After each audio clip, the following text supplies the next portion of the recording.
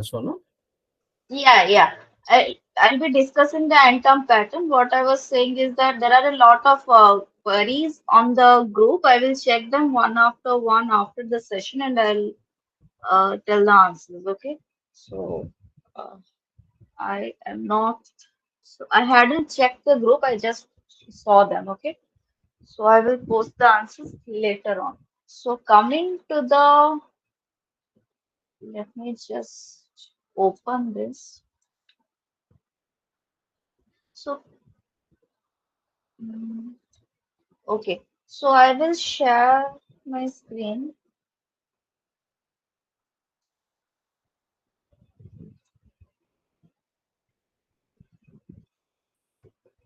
Okay, so this is visible, right?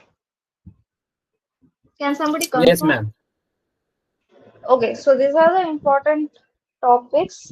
So here, this is a week-wise thing. So for the week one, which was on the gene regulatory network, you'll be having like you can look into the network representation, like how you represent the network in the memory, and adjacency list representation, adjacency matrix representation, what will be the direction of the edges. Like suppose if you are said that GI is regulating GJ, then how you will be what will be the direction of the edges, and what is the memory required, what is the space required, and all of that kind of things you can look from this chapter. Okay. Then coming from week two, in the important topics, that is the signaling pathways and color coding, you can look only into the basics, like how to apply the different colors, what is how many colors you will be required, you will need, like what to color, nodes, edges, and or what exactly do you should you color, and all of that kind of, like how do you use this color coding. You don't need the recursion formula and all of that stuff, or you don't need to understand what this color coding is doing, what is this dynamic programming doing, and all of that part. Just look into the basics on how we apply the colors, where we apply the colors, what kind of network it will be, and how many colors we will need, and all of that kind of stuff. Okay.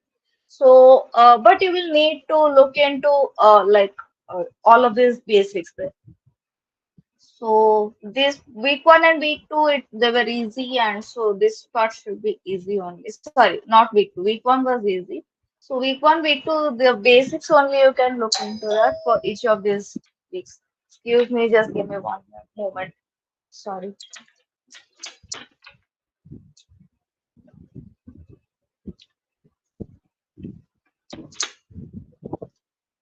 Okay, so now from week three, hello, I'm still connected, right? Hello, Yeah, you're audible. hello. You're Okay, audible. okay. Yeah, I thought probably I got lost the connection. Okay.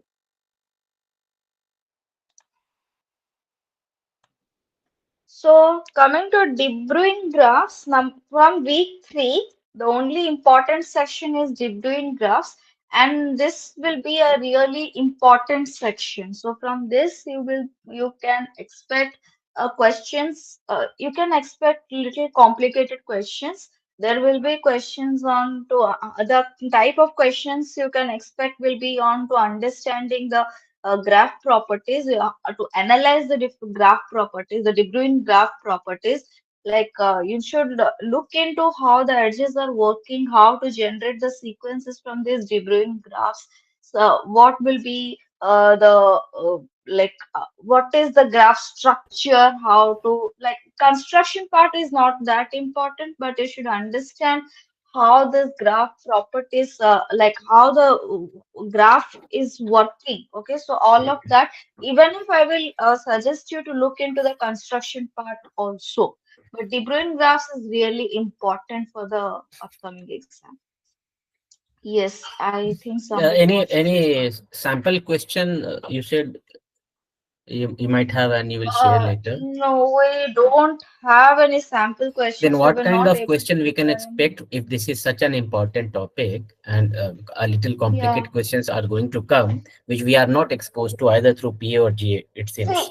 See, the thing is, no, this will be a different kind of questions, but here you can expect like what will be the sequence from the De Bruijn graph? That will be one question, one kind of So can question. you illustrate Uh, right now? I mean, just how the things will be. in this document, No, no, no. What kind of thing you are hinting at? Can you illustrate a sample thing? yeah, you will be given the De Bruijn graph and you will be asked like find the sequence. You will be given the De Bruijn graph. You can be asked questions um,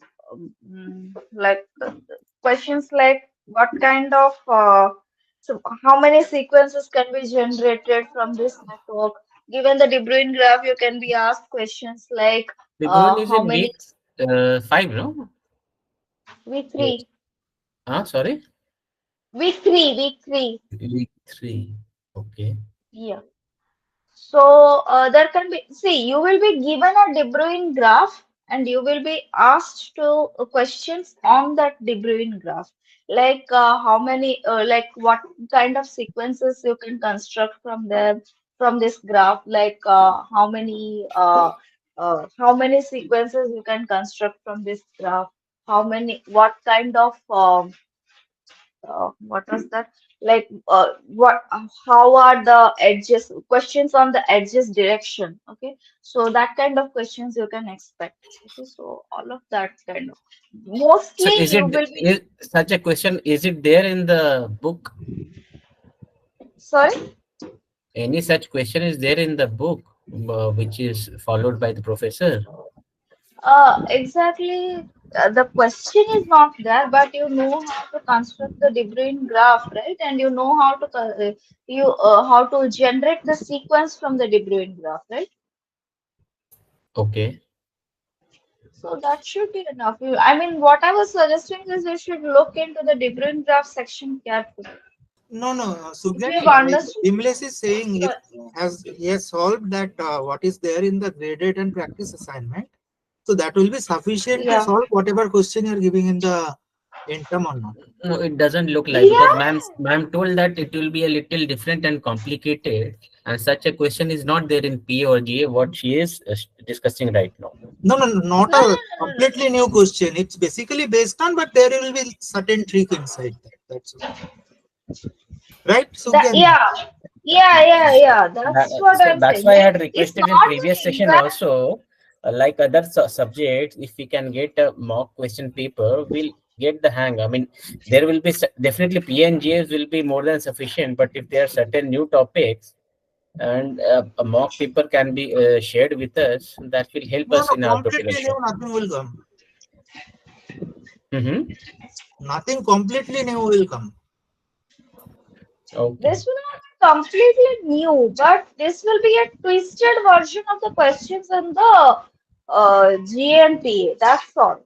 Like Okay. I'm telling you, right? You're given the De Bruijn graph, and you will be asked to questions on how to generate the sequence, how are the edges directed, how many sequences you can be constructing, like what is the what will be the uh, questions like on the degree of the nose, that kind of thing. Bimlesh, you can note it down, whatever she is saying. So Yes, some I of those noted things down. you don't understand, maybe you can ping today night or Definitely. tomorrow. Definitely, I'll do that. If you want me to write it here, we can share this document with you if you want. Yeah, but these finer details which you just told, yeah, Yeah. it will be there in the YouTube. But if you can make that as a within the parenthesis, that will also help. Yeah, and yes, please share this document.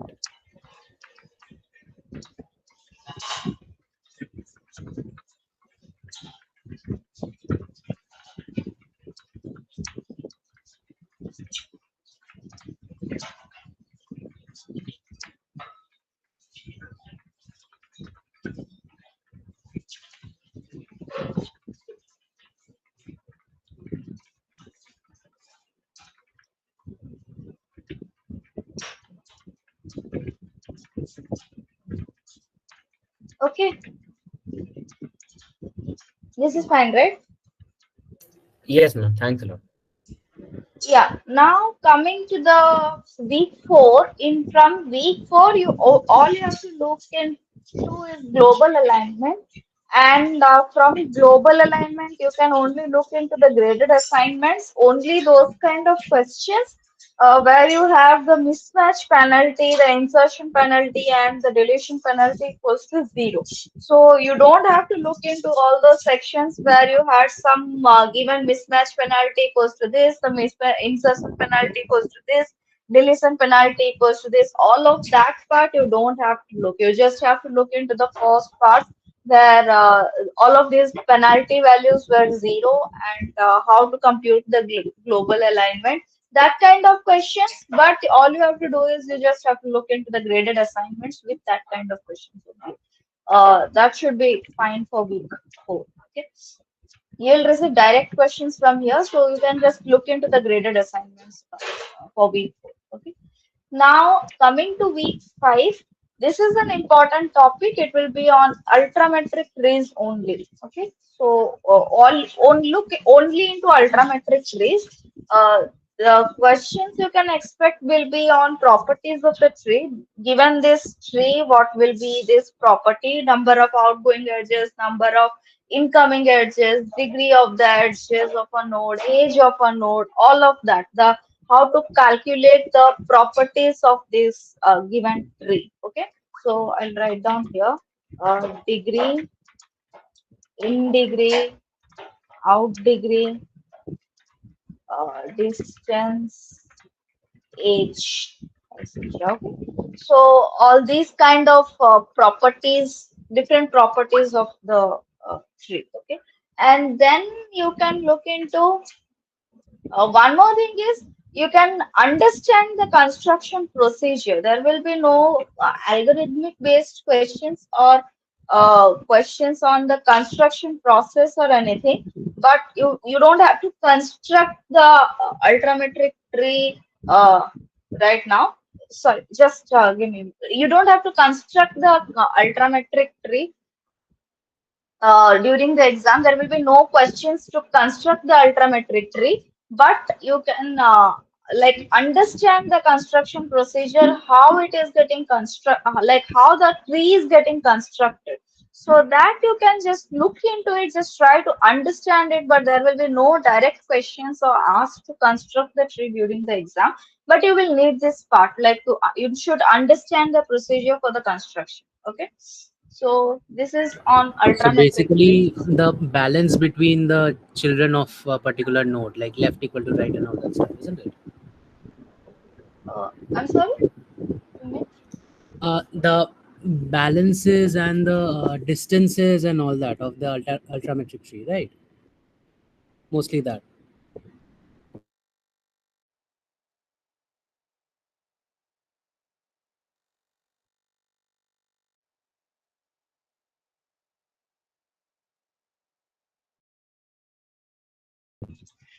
Balances, yeah, that kind of thing, like how you are taking the like remember the UPGMA algorithm, right? The middle values, you have to compute the middle values, the minimum distance, and all of that part, the clustering portion, like how you use that UPGMA algorithm to construct the ultrametric trees. That's what I was talking about. Hello, does that clear? Yes, ma'am. Yes, ma'am. Clear. Okay, so the from week six, you can look into Burrows-Wheeler transform and suffix array. Okay, so you can look into like this will be on how to perform Burrows-Wheeler transformation, how to perform inverse Burrows-Wheeler's transformation, and how to compute suffix arrays. Okay, there will be like these three portions. These three are important, like how to construct the suffix array, how to construct the Burrows-Wheeler transform, And given a Burrows-Wheeler transform, how do you construct the original string? Okay. And whatever happens in this kind for week 6 questions, please don't get confused. Always assume dollar should be there. There was a lot of questions and arguments going on for this dollar thing during the week 7, like quiz 2. But no matter what happens, dollar is there for this question, and I hope there will be no confusion for this week 6 part. Okay, so you can No, assume there dollar were will be there there. were I mean people were asking like for other than root, a dollar sign was Yes, yes. used in the Yeah, lecture what I am saying video. is, In the lecture video, it was used. yeah, For the root, it was not used, and that is why all the confusion ensued in the quiz too. That's why people were saying that why not say yes, 5-7? yes. But what I'm saying is, no matter what happens for the end term, please don't get confused. And I hope that kind of confusion will not be arise. I have tried to set the question paper. We have tried to set the question paper in a way that that kind of question confusion will not get arise. So don't worry about that part. Don't get confused. There will be dollar included for this week 6. Okay, that's what I was trying to say. Okay. Uh, it's clear till now, right? Hello. Okay. Now coming to week 8. So from gift sampling and only all you have to look into Week, is gift week 7 sampling is and not there. random. Week 7, Suvendra sir will be Oh, okay. discussing. Okay. Yeah. So for week 8, gift sampling and randomized motive search algorithms only you have to look into it, but you don't have to look into the entire algorithm and everything. Just look until what is happening till the start of the second iteration. Okay. You don't have to look into the entire algorithm and understand what is happening, what is not happening. Just understand what is happening till the start of the second iteration, like end of first iteration, start of second iteration. Until then, whatever is happening, that you have to understand. You should look into what are the difference between these two algorithms and what are the similarities between these algorithms. That you need to understand. Okay, so for these two algorithms only, that is the gift sampling algorithm and the randomized motive search algorithms. Okay. Now coming to week 11, week 9 and week 10, Levin sir will be discussing tomorrow at 7 o'clock. Okay. So for week 11, there will be one question on cyclopeptide sequencing, but this one question will be encompassing all these three different topics.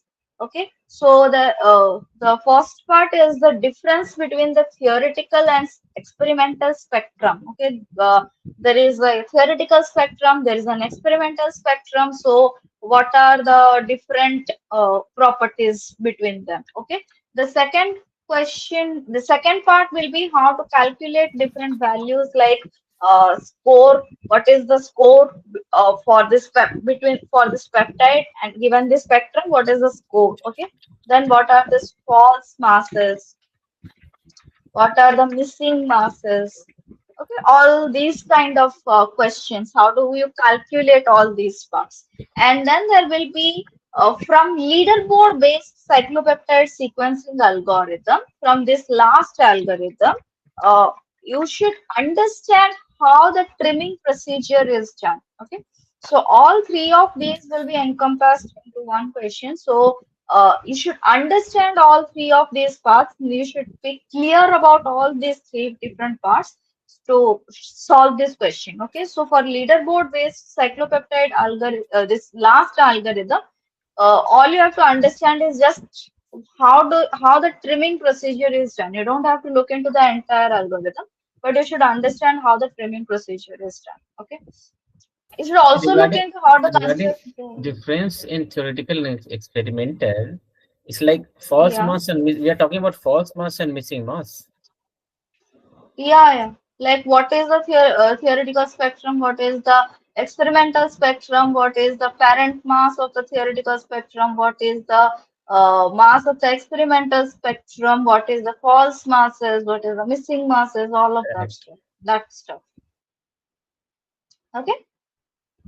From breakpoint graphs, all you have to look into is how to construct the breakpoint graph and the two break distance. How do you calculate the two break distance from the breakpoint graph?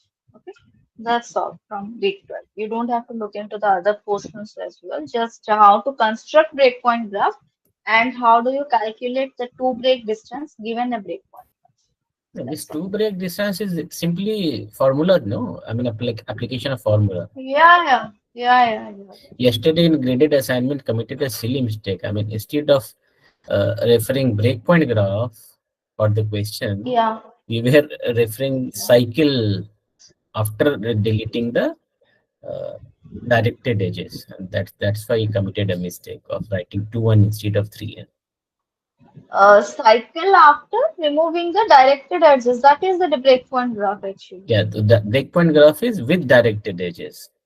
And when we remove the directed edges, then what is left out is the cycle, correct?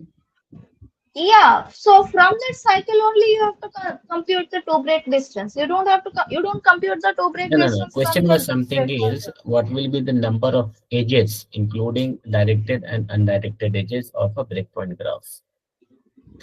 Oh, okay. Yes. Okay. Anyway, got clear after seeing the correct answer. Okay.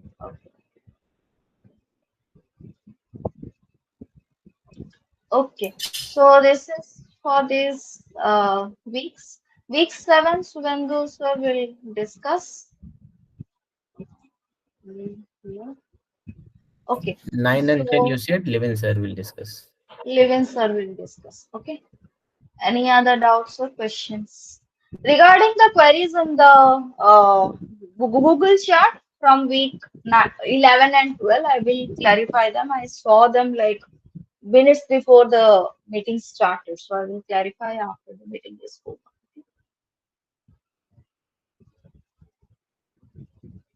Or do you want me to discuss the solutions here or something?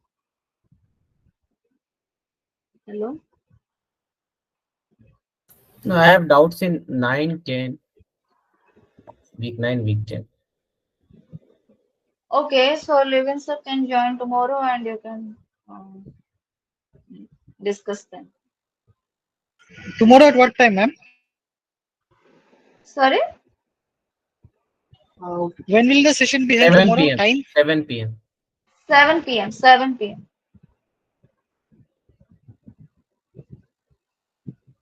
Okay.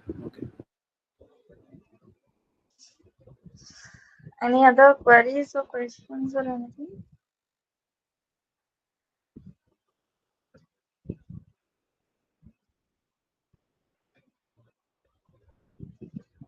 I'll share a PDF of this document on the Google chat. Okay.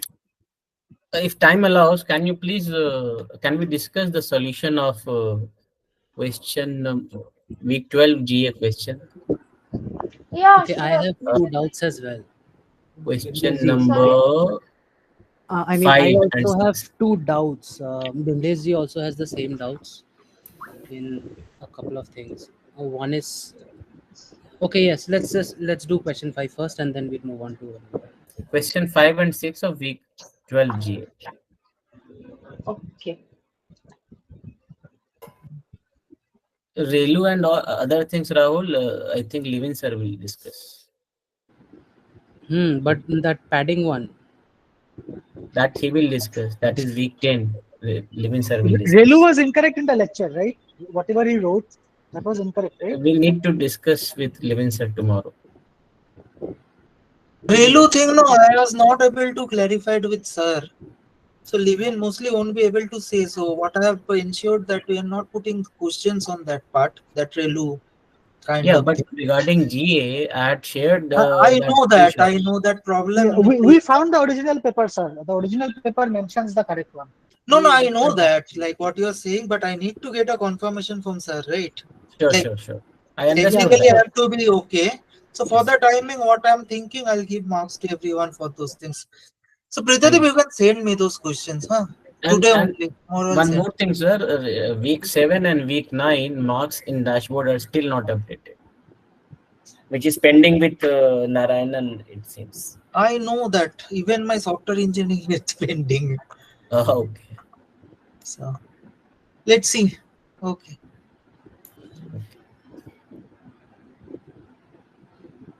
Acha, Bimliji, one more thing. Did we have a doubt in that normalized probability of the TF? No, no, normalized probability, Arup sir told me, but the answer configured is wrong, still wrong in the portal. What is the right answer? That Right answer 0.011? is 0.012. 0.011, 0.012. That is the right one, right? Correct. Arup sir, Alright. Yeah. the question,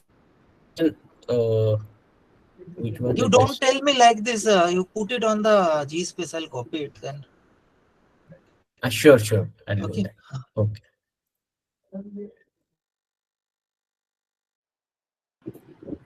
Yes, Shivyani ma'am is waiting for us to go silent.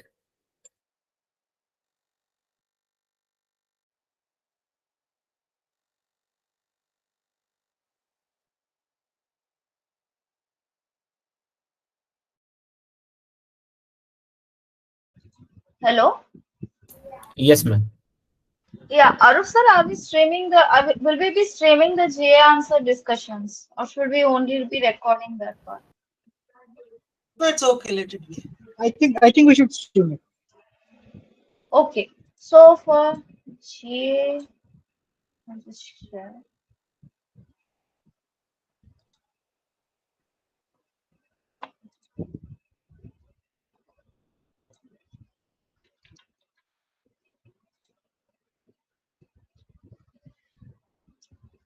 Okay. So which question you wanted to discuss?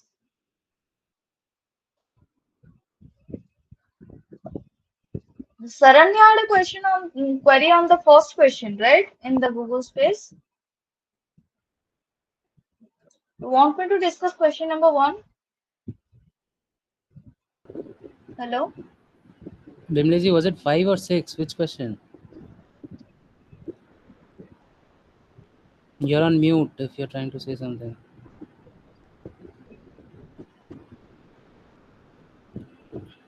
Ma'am, a few people had a few queries about question 1, so let's just go ahead with 1 as well. Okay.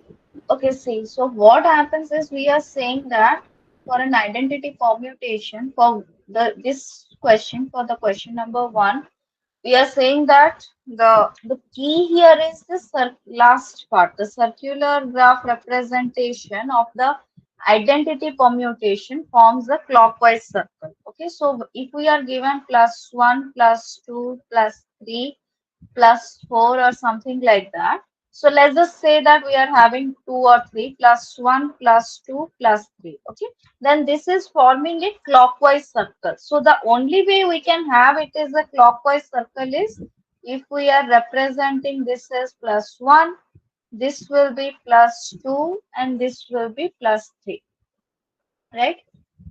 So this is the So, only way you can represent a identity permutation as in a clockwise circle, right? So that means what? When we are having +1, uh, our edge will be directed like this from left to right, right? So when we true. are having minus, it will be -1. It's It will anti-clockwise and look left to right to left. like Yeah. anti-clockwise.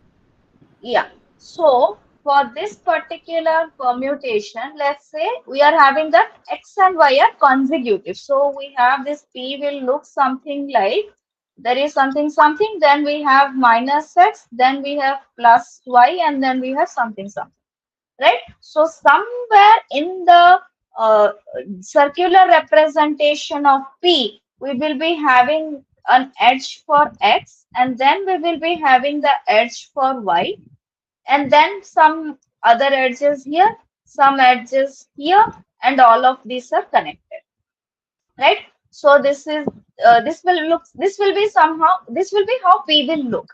Now we have -x. So what will happen? -x will be anti-clockwise, as we have already discussed. So we are having -x. That's why my edge for x will be in anti-clockwise direction, right?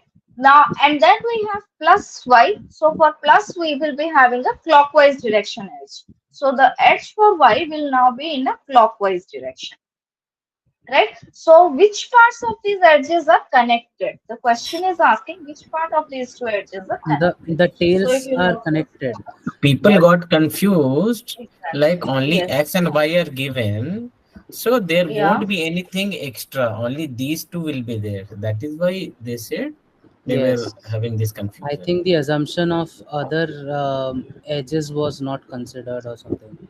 Because if there's only X and Y, both the heads and both the tails are connected. Yeah, in that case, the questions will oh, become trivial, Rahul. Hmm. That is also there. Hmm.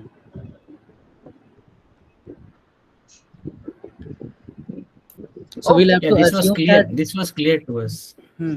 So we'll have to assume that X and Y are not the only synteny blocks, right? There could yeah, be. yeah, yeah, yeah, I think that is where the yeah.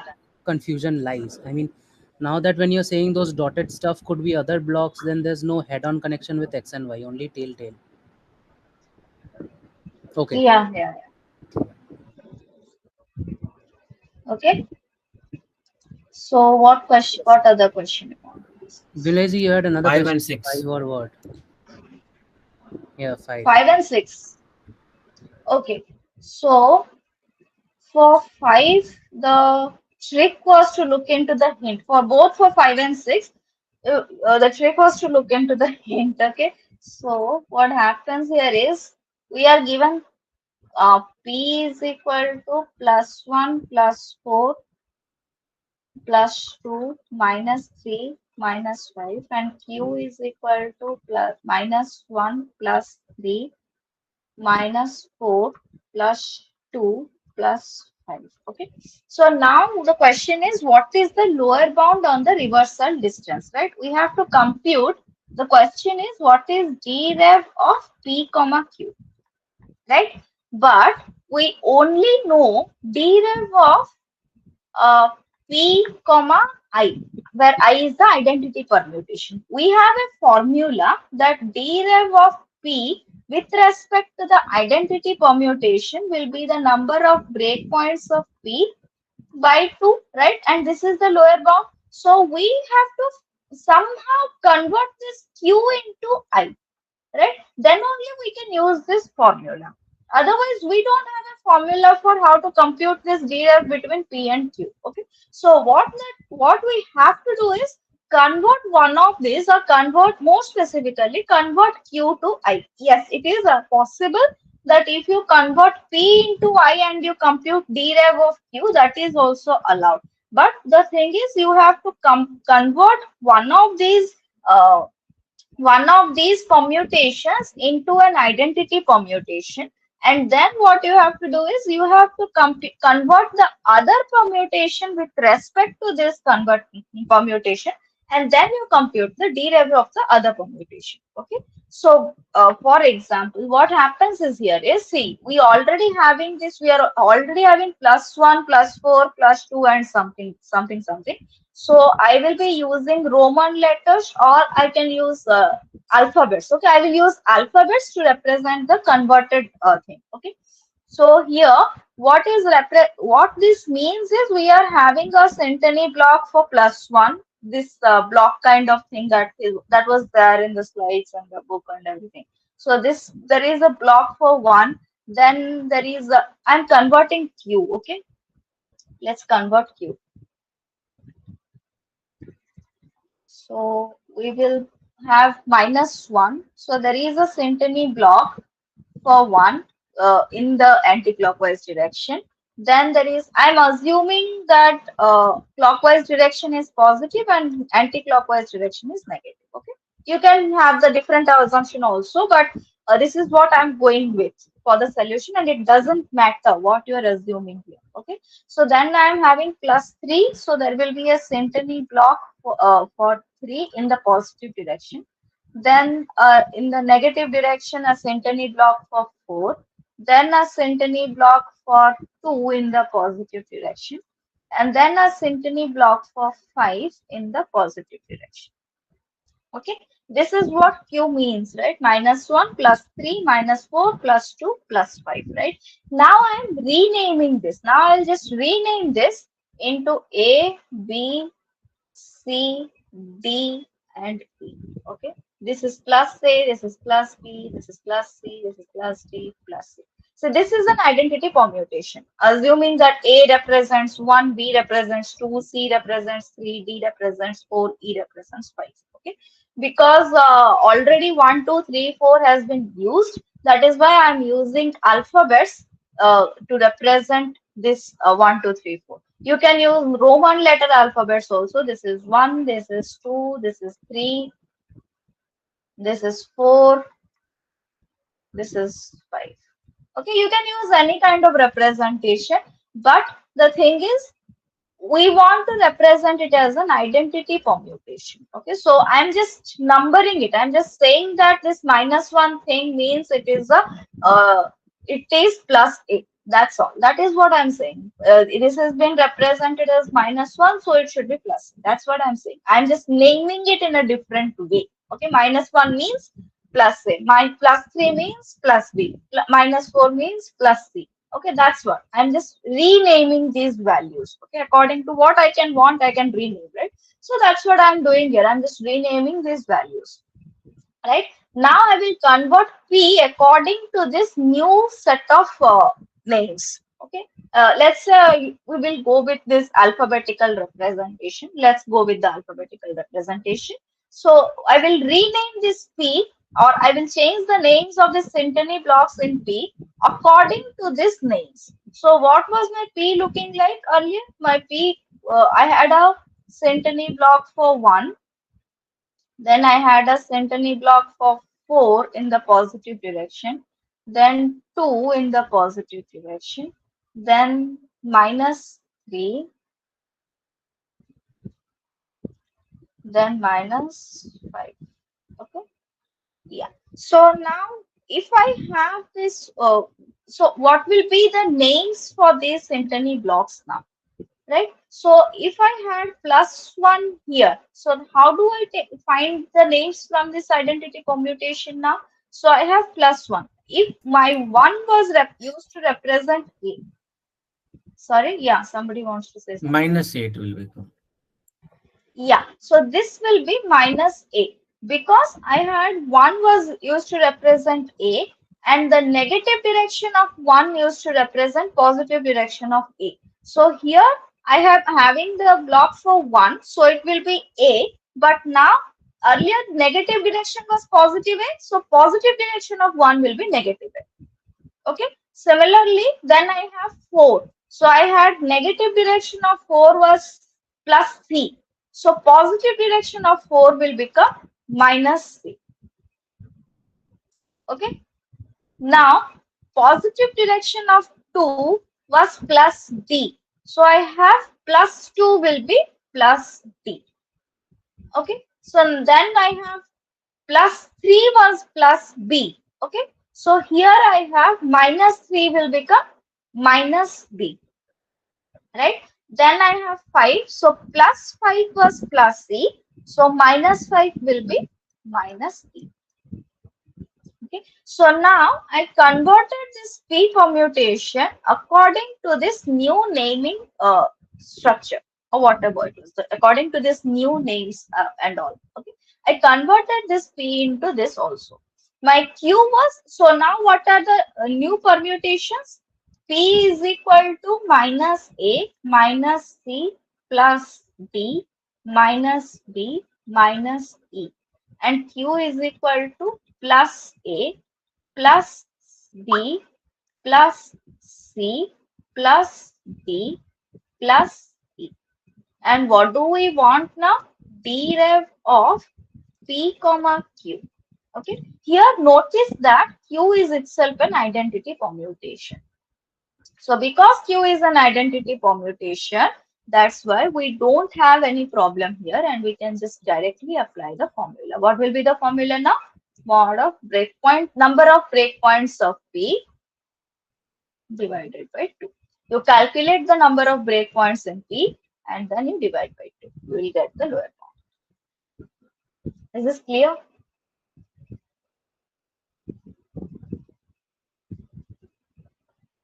Hello? Yes, ma'am. Thank you. Yeah. So this follows the 6th question also. how many operations are required by the greedy algorithm. So if you look into the greedy algorithm, what it does is it just takes it will just take. So what we have to do is now how many operations will we take to convert this p, the new naming thing, okay, the new permutation for p, okay. So for this p, how many permutations will it sorry, how many operations will it, I'll just blur the background so it will be clearly visible. Okay, so how many permutations will we require to convert this p into an identity permutation? That is the sixth question. So there is this greedy algorithm. If you remember the greedy algorithm, what it used to do is it will take the first value in the identity permutation, which is A, convert it into A here. Then you bring B and put it in here, plus convert it into plus B and put it here. Then you put C here and so on. There was this algorithm, right? So you have to see how many operations will it take to convert this V into the identity computation. That's all you have. Do you want me to solve the algorithm right now, or you can? It's clear how to do it. Hello, Vimlesh. Hello. We can hear you, ma'am. You're audible. Okay. So do you want me to solve the that part also? Okay, let's just solve that. So for P is equal to, the question is P is equal to minus A minus C plus D minus B minus E. Okay. So the first operation that we will do is convert this part, this first one, to plus A, right? So what we will do is we'll apply a reversal. I use a different color. Apply a reversal within this block. Okay. So I will get plus A minus C plus D minus B minus E, right? The second thing is we want plus B here. So what we can do is we'll just take this entire block and apply reversal. Okay, so we'll get this is the second step, plus A, and then if I apply reversal from here to here, what will we get? We will get plus B minus D plus C minus E. Okay. Then you take, in the third step, we want plus C here. So plus C is here. So we'll put a reversal from here to here. Okay. From here to here. And we'll get plus A plus B minus C plus D minus E. But we want plus C here. We don't want minus C here. So we'll put reversal here only within this block. Okay. So in the fourth step, we'll get plus A plus B plus C plus D minus E. So plus D is already there. But in the next step, we were supposed to put plus D here and it is already there. So we don't have to do anything. So in the fifth step, what we'll do is we want to convert this minus E to plus C, because here it should be plus C and not minus E. So we'll just put a reversal here and we'll get plus A plus B plus C plus D and then plus E. Okay, that's it. So P is now converted to Q. This is my Q.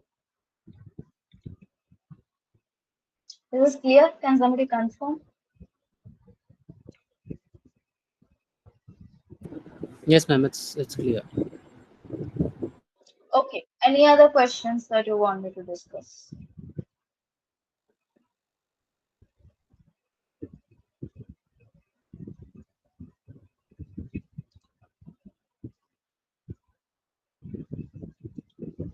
Okay.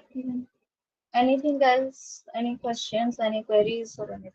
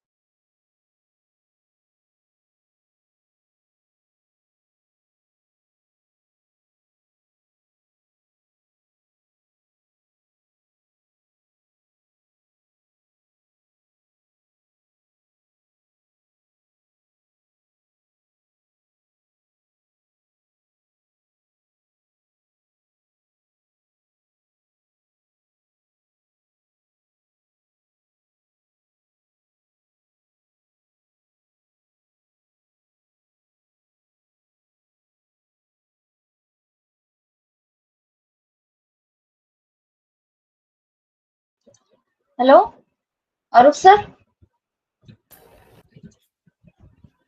Yes, ma'am, we can hear you. Yeah, so I'm waiting for any more queries or any questions or anything. Otherwise, we can end the session, no? If you don't have any So queries. tomorrow you will be also you will also be there along with Levin sir.